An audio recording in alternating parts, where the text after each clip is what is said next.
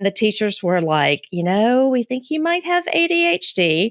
And I kind of saw that coming anyway. Had him tested, sure enough, ADHD, but he also had dysgraphia, dyslexia, slow processing speed, all the things.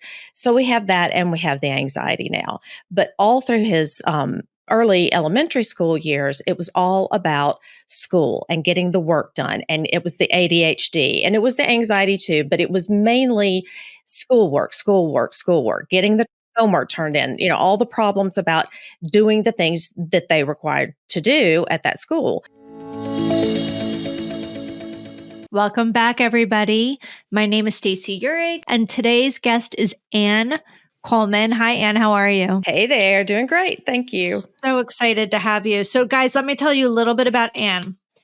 So, Ann spent the better part of 2 years trying to help her teenage son, who was struggling with anxiety, depression, and ADHD, which had led to drug misuse, trouble at school, and with law enforcement. She later figured out it was her reaction. Hear what I just said. She figured out it was her reaction to his behavior that had exacerbated the situation. In the 4 years since figuring out how to help him and repair their relationship, she's used her skills as an attorney to study adolescents from every angle and teach other parents how to avoid the mistakes she made through her podcast, Speaking of Teens, parenting guides, and an online membership. Well, I am so excited to have you here today. I'm excited to be here. Can't wait to share. This is a big, big topic. We are seeing so many challenges of, number one, kids struggling. And I really don't use that lightly, struggling with ADHD. So I'd like to talk a little bit about that because this is something I've really been wanting to expose on the podcast, how it is connected to anxiety and depression. Here's the side note, guys. They're they're interconnected. You really would be very shocked to find a kid with ADHD that's not struggling from anxiety. And then when unprocessed, leading into depression and drug use. It's just not that uncommon because these kids are feeling like, for all intents and purposes, crap. I don't think we're well educated nearly enough. I can tell you for sure the school districts are not well educated on ADHD. So drug use is not that uncommon. And then I think what is really the least uncommon is the fear that parents then run with and are the driving force of the relationship with the child.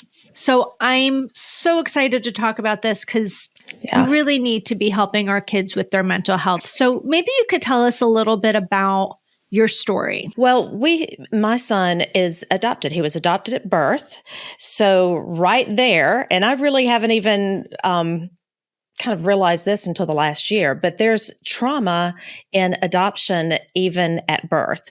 So we started out there. He was anxious as an infant looking back. He had anxiety all growing up through his toddler years. He would say, I don't feel good. I don't feel good. And I'd say, well, what's wrong, honey? Tummy throat. And finally it occurred to me, maybe he's talking about up in his chest. He just didn't feel good. We'd taken him to gastros. We'd taken him to all the doctors, allergists, everything. Couldn't figure it out. So we decided that was likely anxiety. Well, by the time he was in second grade, he went to an private Episcopal school where it was, rigorous coursework and all that stuff, even in second grade. And the teachers were like, we think you might have ADHD. And I kind of saw that coming anyway. Had him tested, sure enough, ADHD, but he also had dysgraphia, dyslexia, slow processing speed, all the things. So we have that and we have the anxiety now. But all through his early elementary school years, it was all about school and getting the work done. And it was the ADHD and it was the anxiety too, but it was mainly schoolwork, getting the homework turned in, all the problems about doing the things that they required to do at that school. And so that was my concentration. So it was always changing medications and trying this medication and trying that medication. Oh my gosh, this one made him more anxious. And well, he probably needs something to take for the anxiety too, which we put off for years. Finally, I think did that in about middle school. But as he went through school, his anxiety did not subside at all. And as a matter of fact, depending on the medication and depending on what was going on, it would intensify and kind of, wax and wane. Well, by the time he finished 8th grade at the Episcopal school, the decision was, he could either go to the upper school, which was going to be even harder. And they weren't big on accommodations there at all. And so we decided at that point, public school would probably be the best thing. We can get him an IEP. He will get the accommodations he needs, all the things. And it wasn't going to be as dramatic, or we thought, because the kids that he would be in public school with, he had played on sports teams with. He had friends in the neighborhood that he would be in this school in the 9th grade with. So we thought, okay, it's going to be, and of course we talked to him about it and he decided, yeah, I think it would be best. So he starts 9th grade. 9th grade seemed to be going great. His grades were actually higher than they were in the private school, and he was getting the accommodations, and the anxiety did not go away. And as a matter of fact, we saw that there was, a little bit of anxiety about switching schools. But by the end of 9th grade is when we figured out that he had been smoking weed all year long. And he had been doing that with the kid just right down the street that he had just started school with. And so at that point, I kind of, it really kind of triggered in me this whole thing about my upbringing, which was that I grew up with a addicted brother. And so all during his adolescence and all during my adolescence, I was only a couple of years older than him. I saw my family and my parents go through absolute hell with my brother, who graduated pretty quickly from just smoking marijuana to cocaine and then heroin and then meth. And it was, he died a drug addict just a handful of years ago before this all started with my son. So that first inclination of, him wanting to have something to do with drugs at all just freaked me the hell out. And it was, we had not just suddenly come upon this topic. We had talked about this since he was a baby, and he had said, "Oh, I'm never going to do that. No, mom, I will never. That's not anything I would ever be interested in. Never, ever, ever, ever, ever." And so it was shocking in so many ways. And it was literally devastating. I mean, I cried and cried and cried. And so I just went to the dark side really quickly with that whole, you're not going to do this. I am not allowing this. You're not going to turn out like my brother. This is not going to happen. And that's what led to all the bad stuff. So before we get to the bad stuff, I need to unpack all the things that I know firsthand from being a coach and working in this trauma space and all of the reading that I've done. And of course, having my own kids who are adopted. That's not news to anybody that listens to this podcast. I have written down like 6 different things that I feel I really want to unpack before we even get to what I'm going to put back into quotes is all the bad stuff is what you're sharing, okay? So number 1, I love the fact that you spoke right up front about the fact that it didn't matter that this child came to you as a newborn. It is so, so, so important that people understand that when you were in the womb, you were creating an intense attachment to the person that is carrying you. Mm-hmm. There's an innate attachment. And when that attachment is disrupted, even if it's immediate, the moment you are given birth to, if that attachment is disruptive, it is disruptive to the child. It is disruptive to the child. And there is a primal open wound that exists. And I can say from firsthand experience, and I have spoken with a lot of different adoptive parents, they don't tell you that shit when Mm-mm. you were adopting. Mm-mm. Here's what you hear as an adoptive parent. Oh my God, you're doing such a good thing. Exactly. Adoption is love. All you need is love, and they'll be Mm-hmm. fine. Yeah. Yep. Nobody And tells you. it's to the disadvantage of the child, but it's Mm-hmm. also to the disadvantage of the parent not fully understanding and comprehending. Now, do I have some friends that fully understood and comprehended based on their own careers? Yes. Did I understand what they were doing when they were raising their children and the books that they were reading?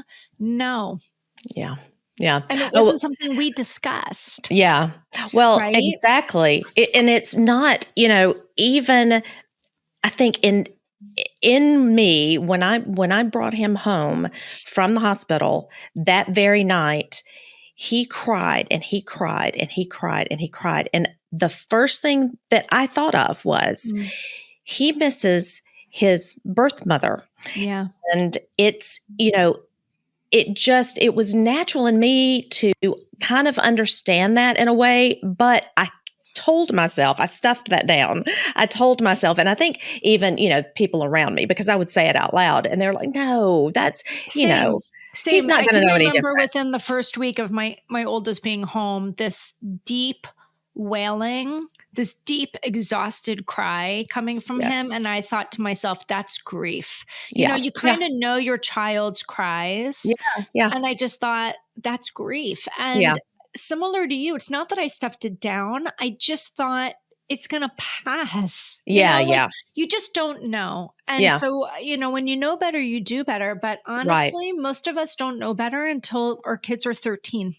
Yeah. Well, Now, and then that's the same thing. I didn't know better through until he was 18 because of all this other stuff that I went through. So, yeah. which I definitely want to get to, but Yeah. I just want to lay the foundation because Oh, there yeah. might be someone that's listening to this podcast who has adopted children that your story is not that unfamiliar to them. That maybe they have a diagnosis, maybe they're struggling from anxiety, and it's never occurred to them Yeah. That there's that that underlying that trauma. this could be part of the fundamental Right. challenge, right? And Right. here's the thing. As a trauma specialist, I can tell you for sure the trauma is never the event. Trauma is the interpretation you make in the experience, and then it changes the lens through which you see yourself, others, and the world around you. Yeah. So we can't change for anybody any of the challenges we've had in our life. And we can't change for our children how they became a part of our family, but we can support them in the interpretation of how they view themselves. And that's Yeah. a big understanding and a big aha. And they also have to be wanting to do that work, right? Yeah. So Yeah. there's a lot of moving That's parts here, hard. but Yeah. it is very hard. But I just wanted to touch on to that piece Oh, because, yeah. again, for the audience listening, if they have a child that's adopted or if they have a friend or a family member who might be struggling with a child, it is something to be Oh, considered. yeah. Okay. Oh, yeah. Number 2, gosh darn it, I cannot see. I'm like trying to squint. It's not working. Okay. Don't. Yeah. Number 2, the anxiety piece goes hand in hand with what we just discussed. Yep. Because if Yep. the interpretation, and it's because who knows, but if the interpretation is that person, I'm going to be very careful about how I say this, Yeah. but if the interpretation from the child is, I was placed for adoption because I'm not worthy of being had, and I can't say what any interpretation is for any child, Right. there's going to be potentially an inherent lens through which they're seeing life of because I'm not enough. Yeah. And Yeah. when your brain starts to sense, I am not enough, your mind is connected to your body's connected to the mind. All of a sudden, boom, vagus Yeah. nerve is hijacked. What we like to label as anxiety is this jittery feeling. I feel pressure on my chest, pressure on my throat, my stomach's a mess, stomach, throat. Oh, yeah. It all goes through. So Yep. we're touching on all the pieces. Now, I want to talk a little bit about the third thing you mentioned, which was he's struggling in school. Yep. And I think it's so important, and I'm so passionate in getting people to understand this and parents to understand this who have children who they either suspect have ADHD or knowingly have ADHD. This is not just a school problem. Yeah. ADHD does not exist in a silo. Yep. It is a big fat fucking Venn diagram Mm-hmm. that disrupts sleep, disrupts self-esteem, Yep. wreaks havoc on the nervous system, makes it difficult to concentrate. All of these different things. And I actually just had a client here today who's in her 40s who said, "Oh, I was meeting with another therapist and she thinks I have ADHD." And I said, "Oh, tell me about that. Tell me why she thinks you have ADHD. And is this something that you agree with Yeah. potentially?" And she said, "Oh, yes. This is why, I've never been diagnosed, but she suspects, and it kind of makes sense to me." And I said, "If you wouldn't mind just giving me a second, let me print something off of my phone." And what it was a Venn diagram. You have these two circles that intersect. Oh, yeah. And on one side is complex PTSD, and on the other side is ADHD. And what's in the Oh, wow. middle is the common attributes. Yeah. ADHD is one of the most misdiagnosed diagnoses for people who have struggled with complex PTSD. So, complex PTSD is a long-term series of experiences that are categorized as prolonged stress, chronic stress, adverse experiences. Yeah. Okay. So again, if you do not feel a part of the whole, even if we're loving, but there's a Right. missing part. Right. Okay. So this is all very big, high level concept. Oh, yeah. But it's really important to understand that when we're under these levels of stress, it affects the brain when your amygdala is on. Yep. You Because can't you think. feel that you're in stress and we're too young to fight and we're too young to flee. The most natural thing you're going to do next is freeze. Yeah. Yeah. And when you're Exactly. freezing, your entire prefrontal cortex just goes, bloop, and Exactly. that's where we have all of our executive function. So here we are, you're in school, your child's executive function is deficient. Mm-hmm. He's probably very bright. He probably gets the concepts. He probably doesn't necessarily need a tutor, but Right. yet the homework never makes it in.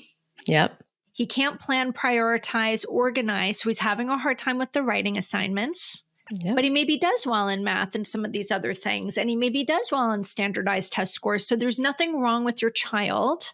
Yeah. We're feeling shame because why can't they just? They're feeling shame. Why can't I just? Mm-hmm. Anxiety is now up, up, up. And what are we trying to do? We're trying to avoid the shame. What medication can I give my child so they can conform to the way that they're being taught? Mm-hmm. Right? So what was and look, nothing against ADHD medication. We've run through a ton of them. Oh, yeah. But it's really important for people, again, to understand when your child is giving a diagnosis of ADHD, and this has just been my experience, it's like, here's your diagnosis. This is really what the testing showed. Good luck. Yeah. Have Here's fun the name of a psychiatrist. Trying all these different medications. Here's the name of a psychiatrist, which basically sends the message that it can only be helped by way of medication, number one. But number two, no one ever sits down and says, and by the way, let's talk about what ADHD actually is. It's not an attention deficit. It's an attention to everything. Yeah. And it's also going to affect above and beyond school, socialization, their shame sense, their self-esteem, their ability to make friends, maintain relationships. It is so pervasive into so many different parts of life. Nobody tells you that. We're focused on the schooling because it gets a grade. It's quantifiable. Mm-hmm. Well, and that's the biggest, that's the, the sticky wheel gets the grease. I mean, it's the teachers and the administrators. We were constantly, in meetings and, he needs to do it this way and he needs to do that. And it never occurred to us either at the time how much anxiety, really does mimic ADHD and it keeps them from focusing. No one ever said that because it's just not where they come from. They're like, okay, he tests. It looks like ADHD, so it must be ADHD. So let's throw medicine at it. Yeah. Perfectly said. And now but it could have been the anxiety. because I don't want to forget it. And I don't mean to interrupt. If someone is listening to this and they're like, I need to know more about this, and you just want to do some research on your own, here's the book. Get your pen, open your ears. It's called What Happened to You. It's written by Dr. Bruce Perry and Oprah Winfrey.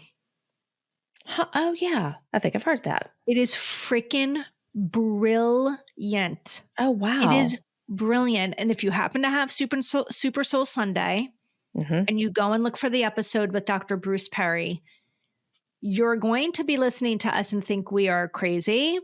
You're going to listen to what he says and it's going to sink in. Yeah.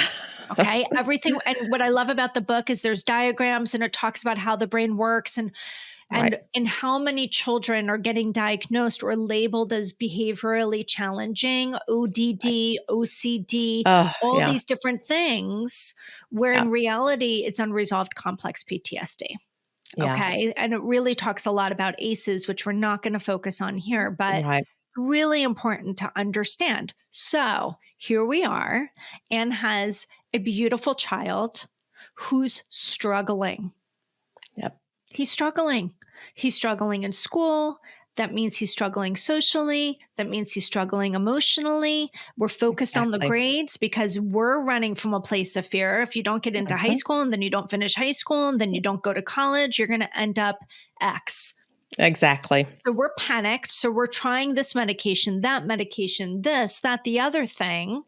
And guess what he's doing? He's self-medicating. Yep. That's where it started. Exactly. So it's so important for people to understand this. The vaping, the pot, the weed, what these kids are doing who are spiraling because we do not understand what we're parenting. Yep. We don't understand how to shift our parenting to meet how our child is processing the world. Very often leads to self-medication. Right. So you find yourself in this situation where the ADHD medication's not really hitting it for him. The anxiety medication's not really hitting it for him. He tries pot, likely making everything slow down just enough where he can breathe.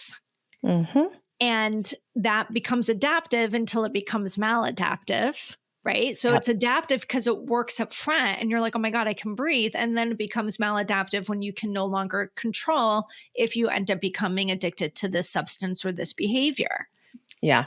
Well, yeah. When you throw in the ADHD on top of that, like you said, it causes social issues. And we didn't even face that all that much until he got to around 10th grade. I think it was around the end of 10th grade. He had been hanging out with all these new kids at the new school, but people that he had known. But then the social stuff starts when a little girl who used to like one of these boys liked him now, and there was a fight, and then all the other kids turned on my son. And by that point, he'd already been smoking weed for a year. We had been hoping that we had him kind of, had it all under control, but obviously it wasn't. But after that, and all these kids flip on him, that's when the depression set in. And when you have anxiety and major depression and ADHD and all the things, and a mom who is terrified, just could not turn loose of the fact that he was going to end up, like you said, end up dead, end up in prison, end up not going to college, end up whatever. And so my parenting focus was on getting him under control, getting him fixed, getting things right, and making him behave and do what he's supposed to do. So what did you try? That did not work. Yeah. I mean, up until all of this happened with him, I was not that parent at all. I didn't know anything about emotions and talking and doing the things that I do now, but I was not the authoritarian, my way or the highway kind of parent, really. But this just all the the trouble that he was getting into, it just triggered it. So when all these kids turned on him and the depression set in, he started hanging out with another kid. And that kid introduced him to a whole different side of town. And that introduced him to different types of drugs that he could try and different attitudes and just everything. And as he was experimenting with these other things and doing all this stuff, and he ended up getting in trouble at school because he had weed at the bottom of his backpack. So we ended up in alternative school, and it was just one thing after the other. That was an arrest for simple possession. He's put into the juvenile prevention program that was run by a horrible woman, and that was a horrible experience. But it was like, what else is going to happen? Everything's piling on. I'm getting more fearful and more controlling. And, we're yelling and we're fighting and we're lecturing. And I'm looking up articles about what to do, and trying to read things to him and tell him how bad, this is and that is. And it was just tension, anxiety overload. Our house was a battlefield. It was horrible. And would you say, as a mom, you just were walking with a cloud of shame 24/7 because you couldn't figure it out? Oh my God. I mean, and where we lived and the people that were around us, it was, yes, completely shameful, embarrassing. I knew that, everybody, when we left the private school, people before had said, oh, they left and they took him to public school. And the minute they were in public school, he started smoking weed in the bathroom and, all the things about, oh God. And so I could just feel everybody talking about us. And anytime we had a screaming match, I could feel like the whole neighborhood could hear us inside the house. And it was horrible. And he was getting in trouble. So I knew everybody knew he was getting in trouble. And so, yeah, you put the shame. And plus, I have anxiety, generalized anxiety, and ADHD. So, yeah, Did you know that at the time? I did. But it doesn't do, that awareness did me no good at all, because I had awareness that I had those issues, but I did not have enough awareness to understand what things were triggering me and that my reactions to him were off base. I just did not have that knowledge. I Can you thought, explain what that means? How were your yeah, reactions off base in retrospect, right? right. So, in retrospect, what I was doing was that fear took over my brain. And instead of being able to think about how to respond to him logically, it's just I was in constant fight or flight mode. I was constantly terrified that something was going to happen. So instead of being able to calmly discuss something with him, my gut reaction, my instant reaction was to yell or to, swear or to be sarcastic or to say, oh, no, you're not, not. Let me give you an example. Yeah. He snuck out one night and my response was to get a box of nails and nail his window shut. That was my response. Right. So and you know what's so interesting? How many parents, I often coach parents of children who are struggling. Yeah. You will never hear me say a bad child. You will never even hear me say a child that's making bad decisions. Yeah. It's a child that's struggling. Exactly. Okay. And what people end up doing is they start doing what you are talking about, the screaming, the yelling, the trying to shame their child literally into shape. The idea is, if I'm going to scream, if I'm cursing, if I am nailing your window shut, I'm going to put the fear of God into you. Right. So then maybe you'll change your behavior. Right. Newsflash, that is not going to change a child's behavior, because it's not changing the root cause of what got them there to begin with. Right. The behavior is a symptom, guys. The behavior is a symptom. Yep. So the school avoidance, the school refusal, the smoking, the vaping, the not handing in, not sabotaging things in Right. people's lives. It is a symptom. Exactly. When It is all we're not the trying, problem. that's right. So when all we're trying to do is put out 1,000 fires and put out Right. 1,000 symptoms, if we do Exactly. not get to the root cause of the problem, Exactly. it will still manifest itself in another way. Yeah.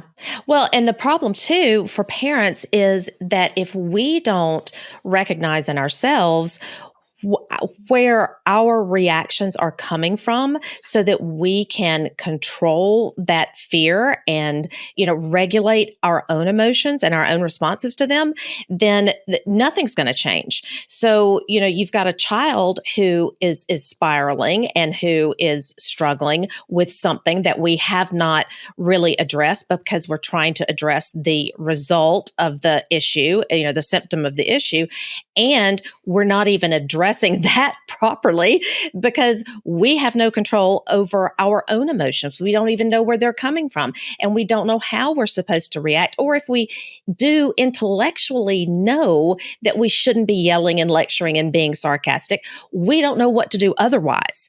There's no alternative. No one's ever told us how to do No that. one's talking about it. Yeah. And by the way, we're not going to talk about it here, but like, my God, the strain on a marriage when this is happening. Hell. If we could have afforded to have gotten divorced, we would have gotten divorced. This is the point. We had no money at that point. We were paying out so much stuff to fix everything. Right. That's So crazy. what ends up happening from here, Ann? So he's getting busted sophomore year. How does this continue to progress? Well, it progressed to the point, and I'm trying to even think time wise, but I think that went on for another year where we were just embroiled in constant battles and trying to make sure that, when he was out, that he wasn't doing something he wasn't supposed to do, and, following up here and chasing him down there and, trying to ground him and taking away the phone. And it was just, we were reaching out to family therapists. We had a family therapist. We had a psychologist. We had 2 psychiatrists. We had a place where there were therapists for us and a therapist for him for drugs. And all of these people, none of these people ever said, how are you dealing with this at home? And, your reaction is improper, and this is the way you should be talking to him, or let's talk about emotion. Not a single person, not any of the experts told me what I was doing wrong. My husband was the calm one, so it was me. But no one said, let's try it this way, until we had to send him to a psychiatric unit for a week. And while he was there, the psychiatrists and the other counselors were all saying, well, you can't take him back home. He's going to have to go to residential because we don't know what else to do. They all threw up their hands and they said, we don't know what else to tell you. And so you're going to have to just send him to residential, which we did. We were in South Carolina at the time. We sent him to Southern California, and he was there for 2 months. And while he was there, we had to do face-to-face family therapy. We went every other weekend. We traveled there. And then during the week, we did face-to-face. And so the family therapist there, finally, after 2 or 3 times of us meeting and him realizing that I had no clue how to talk to my son, he kept telling me, you need to validate his emotions. And finally, I don't know what you're talking about. What do you even mean? And so he said, okay, go read this book. It's No Drama Discipline by Dan Siegel and Tina Payne Bryson. And I'm like, okay. So got the book, started reading it. First of all, it was for parents of toddlers. So I'm like, hello, why am I reading this book? And as I read it, 2 or 3 pages in, I'm bawling because I realize all the crap that I did wrong. And oh my God, this is about emotion. Oh my God, that's why he's doing this. And that's why this didn't work. And that's why he's rebelling. And so all the stuff started coming together in my head. And I'm like, oh dear God. So I continued to read. I started reading about the adolescent brain, and I started reading these things as we went to pick him up. It was a week before he was about to turn 18. I pick Mm. him up in California, had to do a little detour to UCLA to get him evaluated because at the residential treatment center, they had, after 15 minutes with him, had diagnosed him as bipolar and had him on bipolar medication. I'd read about that and I thought, I'm not so sure. So I took him to the world renowned dude at UCLA. He's not bipolar. That was good. Which, by the So, way, is another very well, that's misdiagnosed exactly right. um, Yep, condition. It's a exactly. very common misdiagnosis for people who have unresolved complex PTSD, developmental Yes. trauma. Yep, yep. So, I wasn't convinced, thank God, because most people would just take that diagnosis. I mean, if a psychiatrist says it, you believe it. So, if we had, he'd still be on that medication today. Luckily, today, he's 22. He's doing fantastically well, and he's not on any medication. He doesn't misuse drugs because I learned how to get my act together. And within the year that he came back to us from residential treatment. We brought him to a different state. We got him out of that environment and out of the home where we had, all the trauma really that had happened Yeah. to us there. We got out of that environment. We came to my mother's house in Alabama just to get him out of that environment and to, see how everything went after residential. And I had been reading and learning these things. And I still was having a hard time. When he first came home, he was still very reactionary. He was still not really able to control his emotions, and which that had been the case for the past 2 years. So I had to really dig deep and really try to remember, okay, what am I supposed to do? What am I supposed to say? It's Mm. emotion coaching is what I was trying to learn how to do, to validate his emotions, to listen, to not jump in and try to say, calm down, and all the things that I had done in the past. Yes. So I'm learning all these things, and gradually within weeks though, the change was incredible. He was not acting out like he was. He started calming down. I had calmed down. I was doing a lot of work on myself and trying to figure out where all this had come from and how do I, gain more insight there. I was trying mindful meditation and all these things. So within that year that we had him back home, he had improved like immensely. He was not doing anything like he was doing. Things had really turned around. I think the having him at residential did help a lot because that did plant some really good seeds of in the counseling that they did on a daily basis and that kind of thing. So and getting him out of the environment that he was in, there were several things that all kind of came together to play a role in flipping everything. But me learning to regulate my own emotions and learning how to talk to him properly and learning how to think of things differently, that was a huge piece of it. If that had not happened, I don't know that he'd be where he is right now. And do you feel changing the medication and dropping some of the medications helped as well? Well, I tell you, by this point, we had homeschooled him for like a year and he'd been doing online school and all of this stuff. I think a huge part of it was getting away from school, period, Yeah. because of all it's just so freaking hard when you have anxiety and ADHD and all the stuff. And then with all the social stuff going on. So getting him Such a away from that shaming environment, environment for it's so many horrible. kids. Yep. Yep. Horrible. And so that in and of itself, I think was a big deal. But yes, getting off the medication, he weaned himself down, and I cannot say that he does not smoke weed because he still does, but the amount that he smokes compared to what he was doing, And and why there are will he no other drugs. say, like, if you were to say to him, what's the benefit to you of smoking the weed? What would he say? Anxiety. Yeah. It calms my anxiety. I mean, and I don't argue with that because plenty of studies say that that's true. He's 22 now. That's right. His brain is growing still, so I don't love it, but it is not like when he was 15 and doing it a ton and trying all the other things. Now he won't touch anything else. He's adamant about that. So It's so interesting. First of all, I live in a state where marijuana is legal yeah, after the age of 21, like alcohol. right. You can get a medical marijuana license. Studies have shown great benefits of marijuana, not just for anxiety and emotional challenges, but physical pain.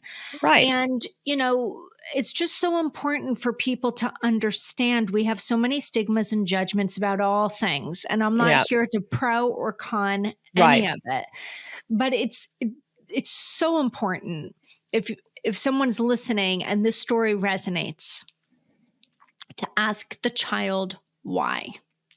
Absolutely. Why? What is the benefit to you? Yep. What is the benefit to you? Because they're not doing it for no reason. Exactly. And giving them a voice and some agency to be able to describe without judgment the answer. What's the normal response from a parent? Oh, don't be ridiculous. That's the stupidest thing I've ever heard. Yeah. You Yeah. don't know what you're talking about. Let me tell you something. You start adding those phrases to the end of the conversation, you're going to be shut out. Yep. Because Yep. if you're going to ask, you got to listen. Oh, yeah. Well, and that's exactly what we did. We listened. He said, it does help my anxiety, Mom. I swear it helps. And I believed that.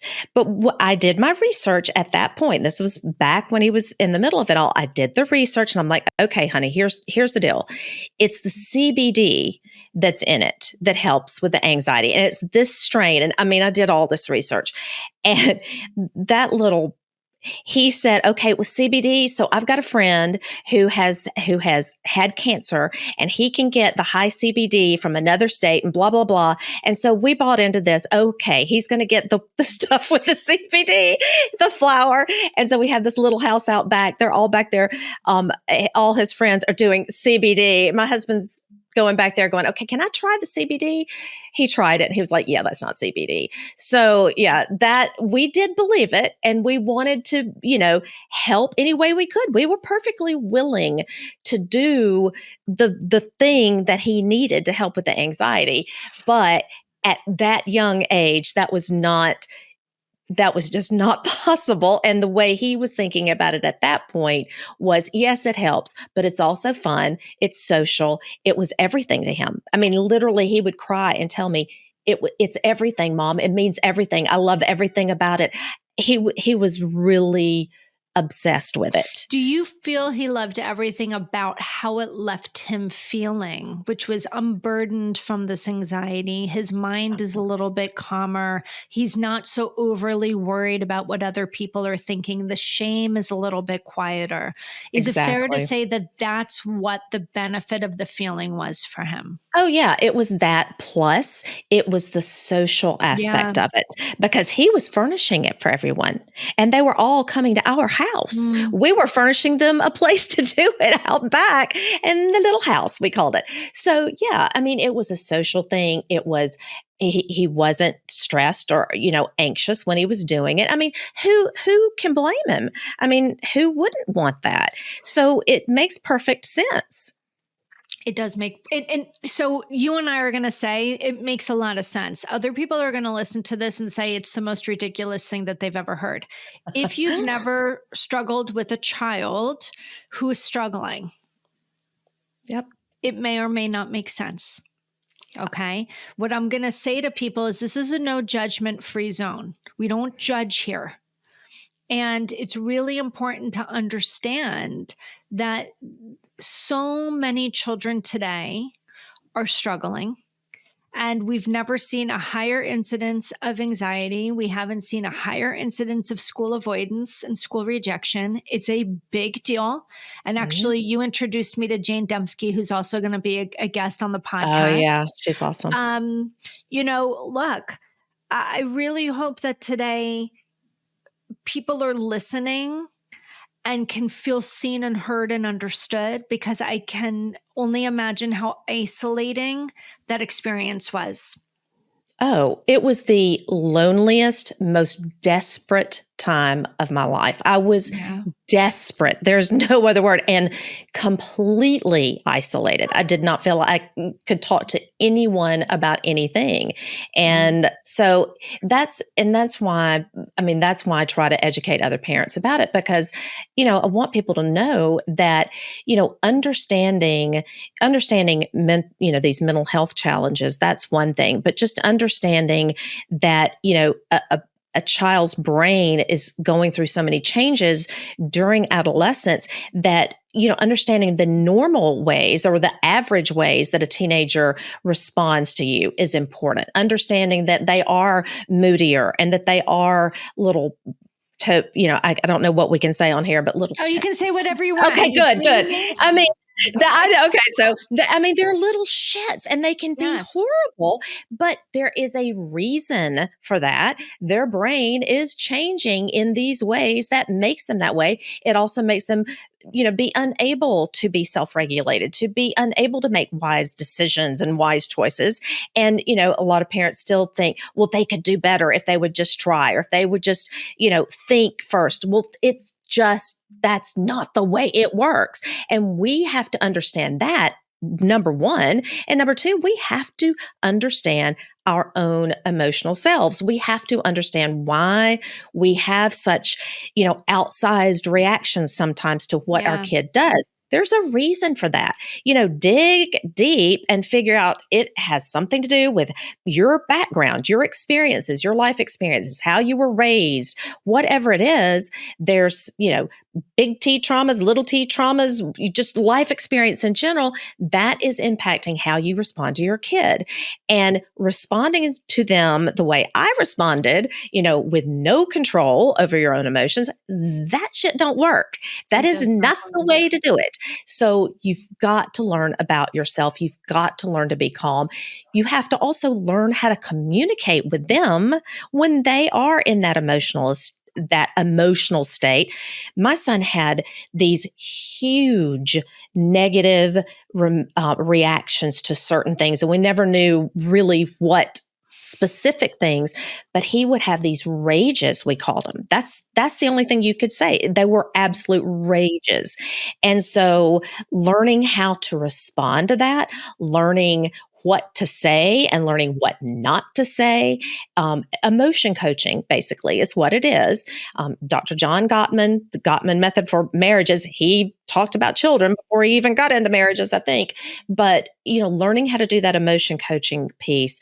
And then the fourth thing I always tell people is you've got to learn how to discipline teenagers and what that means, what discipline even means. It's teaching.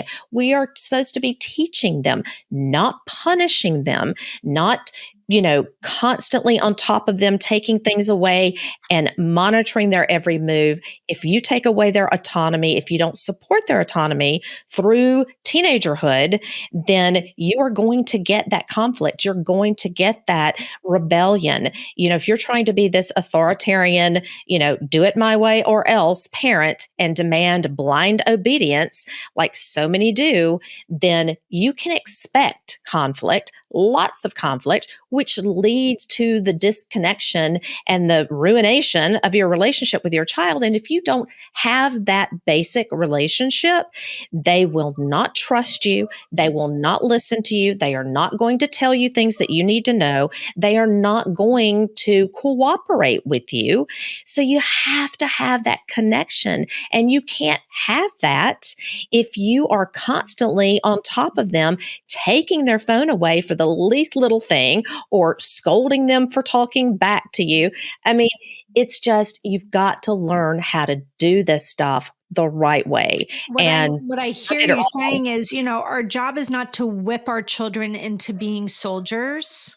It's to Right. nurture them and develop them into being communicative human beings. Exactly. And, they're going to Exactly. respond to nurturing. They're not going to respond to threat.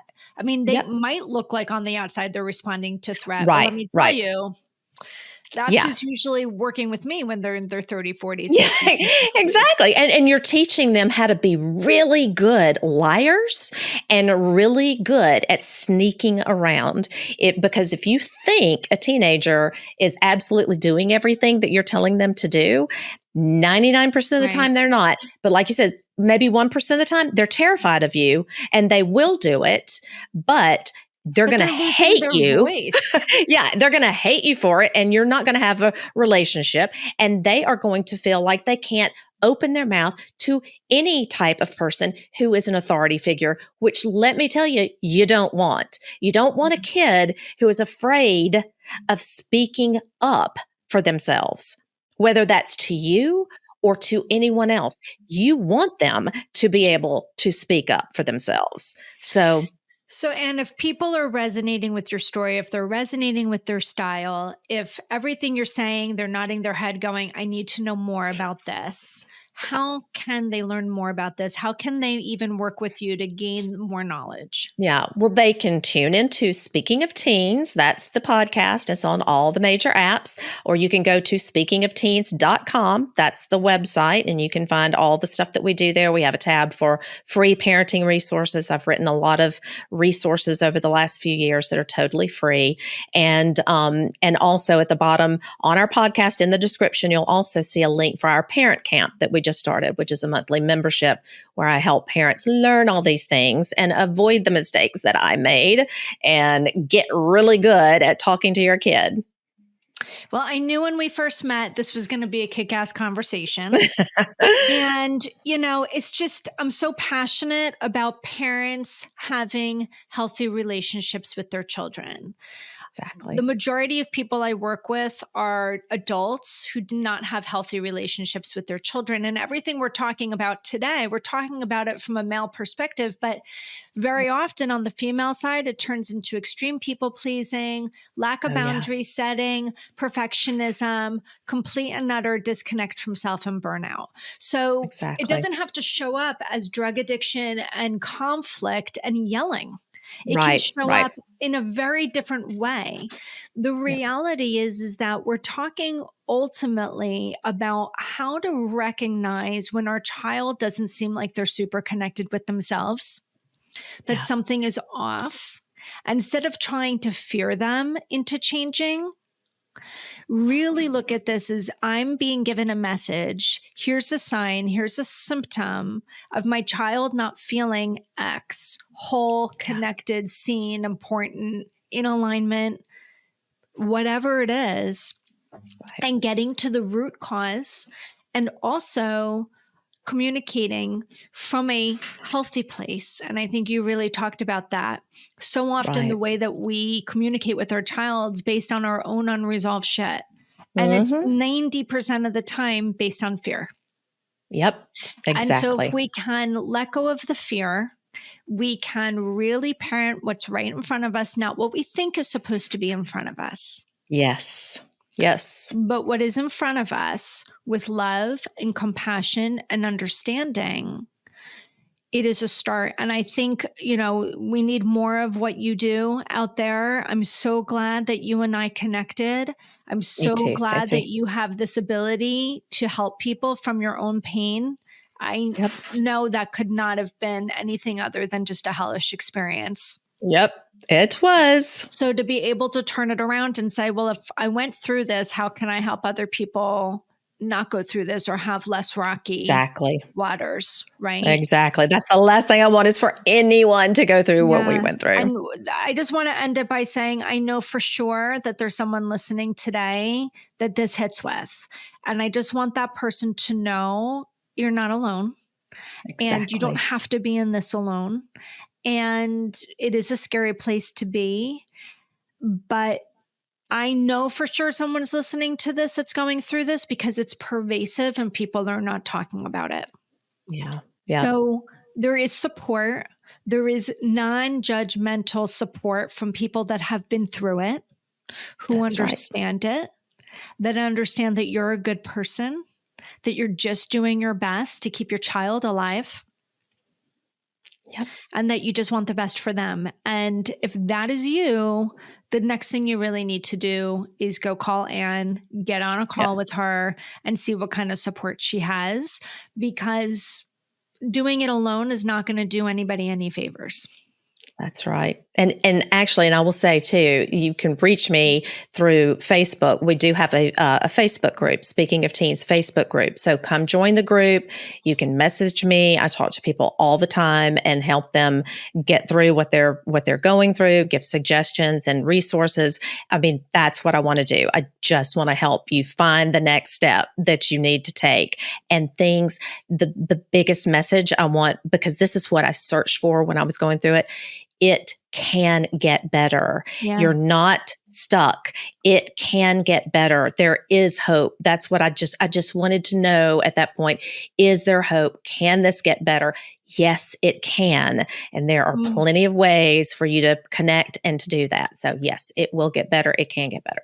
Well, I just had a chill from my toes to my head. So I know that that's the truth. So again, guys, thank you so much for staying with us this entire time. I do try to keep my episodes short, but this one was just going to have to go long because it's important. And I didn't want to chop it up and make it disconnected because what we covered today is really valid and valuable. So if again, you're interested, you're going to check out Ann. All of her information is going to be in the show notes.